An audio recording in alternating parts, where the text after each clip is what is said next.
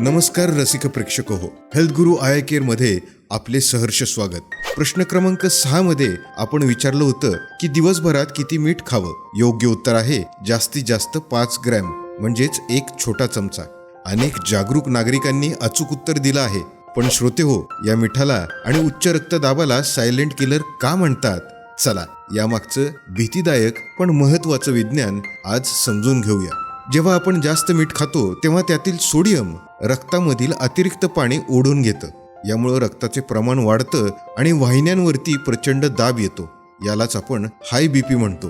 हा रक्तदाब सतत वाढलेला राहिला तर हृदयाला रक्तपुरवठा कमी होतो किंवा मेंदूची रक्तवाहिनी फुटून लकवा म्हणजेच पक्षाघात येऊ शकतो।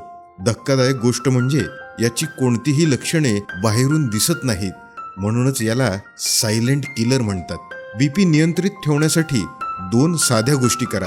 पहिली गोष्ट म्हणजे लपलेले मीठ ओळखा। आपण घरच्या भाजीत मीठ कमी टाकतो, पण लोणचे, पापड आणि खारी बिस्किटांमध्ये मिठाचा साठा असतो। हाय बीपी असलेल्यांनी हे पदार्थ टाळणेच हिताचे आहे। आणि दुसरी गोष्ट म्हणजे जेवताना वरून मीठ घेण्याची सवय सोडा। चवीसाठी मिठाऐवजी लिंबूचा वापर करा।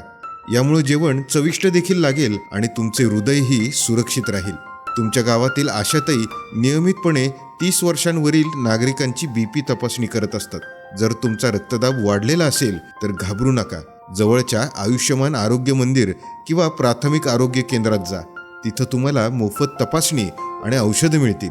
लक्षात ठेवा, बीपीची औषधं डॉक्टरांच्या सल्ल्याशिवाय कधीही बंद करायची नाहीत।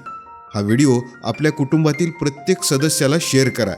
उद्याच्या नवीन प्रश्नासाठी सबस्क्राईब करा। धन्यवाद।